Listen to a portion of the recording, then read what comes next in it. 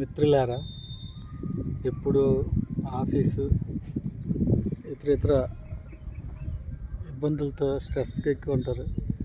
ఇలా చీకటి పడుతున్నప్పుడు కొండపైకి వచ్చి ఇలా ఒంటరిగా కూర్చోండి. కాస్త భయం వేసిన చాలా ప్రశాంతంగా ఉంటుంది.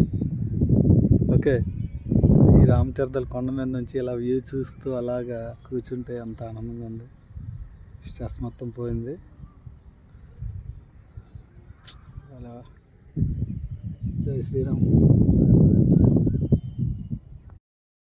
ఒకప్పుడు రాజులు రామతీర్థాలు కొండ ఎక్కాలంటే ఈ ట్రాలీ మోటార్ సహకారంతో పనిచేస్తే వాళ్ళు ఈజీగా ఎక్కేసేవాళ్ళు. ఇక్కడ నుంచి టెంపుల్కి నడిచేవాళ్ళు. ఎందుకంటే ఇది కష్టంగా ఉండదు కాదు.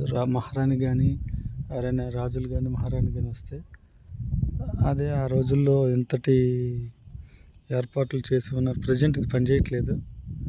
అప్పట్లో ఇవి ఇలా ఉన్నాయంటే great.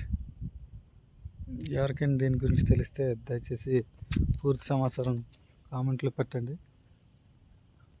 I'm expected in this matter. మనం ఇప్పుడు రామతీర్థాల కొండ మీద ఉన్నాము. నేను 10 ఏళ్ళ క్రితం ఎక్కాను, మళ్ళీ ఇప్పుడు రెండోసారి వచ్చాను.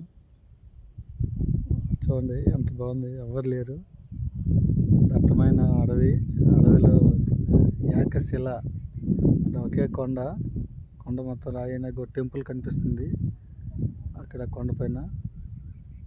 ఇటువైపు పాండవుల మెట్ట సమ్ స్టోరీ ఉంది. తర్వాత కామెంట్లు పెడతాను, తెలిసిన వాళ్ళు ఎవరైనా ఉంటే పెడతారు.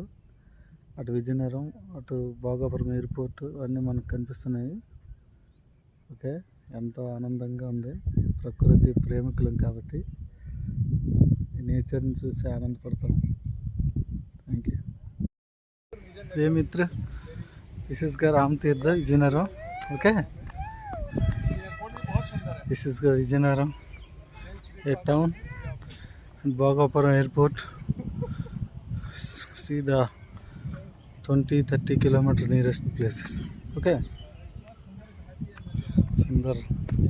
Sundarvan, a deep forest, Ramtirtha from Srikakulam. Sorry, Vijayanagaram. Thank you.